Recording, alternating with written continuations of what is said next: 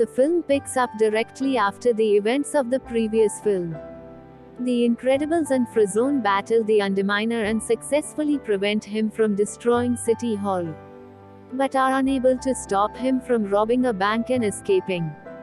The collateral damage gives the jealous government the perfect excuse to shut down the superhero relocation program, denying the Paz and other superheroes financial assistance.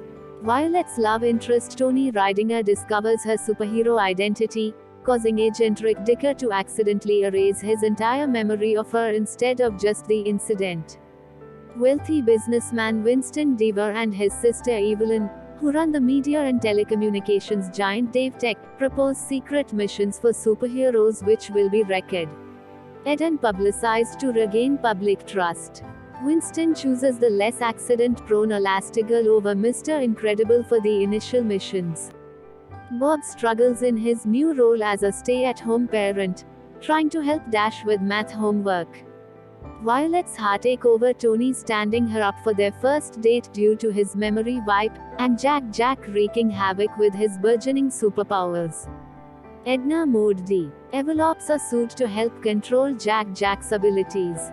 Meanwhile, Elastigirl encounters supervillain, the Screenslaver, who projects hypnotic images via TV screens. After preventing him from destroying a crowded commuter train and thwarting his attempt to assassinate an ambassador, she tracks him to an apartment building and unmasks him as a pizza delivery man who claims to have no recollection of his actions. At a party celebrating the Screenslaver's arrest, Winston announces a summit of world leaders to legalize superheroes, hosted aboard his luxury yacht, the Avengist. Elastigirl discovers that the arrested pizza delivery man is not Screenslaver but was being controlled by hypnotic goggles. Evelyn forces the goggles onto Elastigirl, revealing herself to be the Screenslaver. While keeping her restrained via a chair in a freezing cold room to limit her stretching abilities, Evelyn explains her grudge against superheroes since her father was killed by burglars while trying to call superheroes for help instead of hiding. During the banning and relocation of superheroes 15 years before, unlike Winston who rightfully believed the lack of superheroes was the reason and her mother's subsequent death due to heartache, she plans to sabotage her brother's summit by causing a catastrophe to irreparably tarnish the reputation of all superheroes, ensuring they remain outlawed forever and the public will not return to relying on superheroes to handle crises.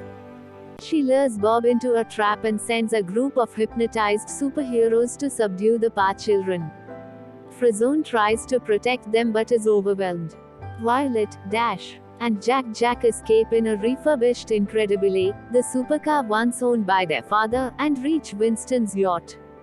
On board, the hypnotized Mr. Incredible, Elastigirl, and Frozone recite a vindictive manifesto on air designed to paint superheroes as a threat, and then subdue the ship's crew, aim the yacht at the city, and destroy the controls. Jack removes Elastigirl's goggles. She in turn frees Mr. Incredible and Frozone. The Incredibles and Frozone release the other mind-controlled superheroes, and all work together to turn the yacht from crashing into the city. Elastigirl apprehends Evelyn attempting to escape in a jet. Superheroes regain legal status around the world. Sometime later, Tony accompanies Violet to a movie with the family.